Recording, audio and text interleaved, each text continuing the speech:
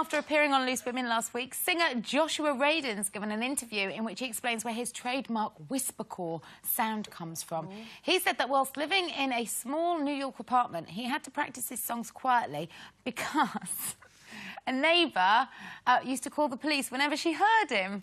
Doesn't bode well, does it? We think he's got a lovely voice. But how tolerant are we of the noise next door? I hate noise. You know, like if you're staying in a hotel and next door you can hear their telly. I don't like it. I like to sleep with complete silence. Although I don't mind noise from the neighbours if it's an argument, because then I like to have a little listen. Yeah. And then I feel like I want to knock on the door and go, so what happened in the end then? But obviously I can't do that. But no, I'm not very good. And I do try and be quiet, but you know, when I'm sitting and playing the piano or I'm teaching somebody with a really loud voice, I do get a bit worried, but I've got a lovely neighbour. Hello, Oedipa.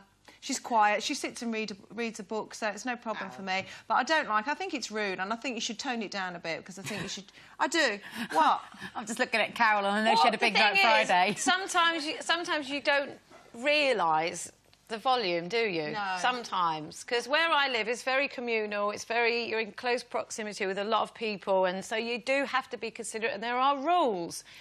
However, sometimes you do come in at night and, you know, when you've had a few wines, you do go a bit deaf, don't you? So I would never complain about anybody in my building because I am guilty sometimes of making that racket. And one morning... Put music on really well, loud. I have done. I tried to keep the doors closed now because if the doors are open, then it's just hell for everybody. But one night we came in and... we were playing some really loud ABBA music, and one of my neighbours got up in the morning and the doors were open. He came over and, you know, he was very well-spoken. He went, I don't know if you heard it last night, Carol, but somebody in the building was playing music at stadium volume. And did you fess up? Did you say it was you? No, didn't hear a thing. But, you know, some of the neighbours they are quite noisy, but you just don't realise when you're in your own little space and, you know... Drunk. Then my next-door neighbour's got a surround sound system on his TV, which is... Boom, boom, boom, oh, boom. God, when he's watching a disaster film, you feel like you're in it. No, you're in the film. It's like the earth shattered like that, and it's like an earthquake. It's that loud, but I don't mind because, you know, people have got to live, haven't they? I lived in a little old flat when I was at drama school. It was in this very old building. We had one room, me and this guy that I lived with, and every night we heard all these noises and screaming and shouting and all sorts of noises. Anyway, I didn't take any notice.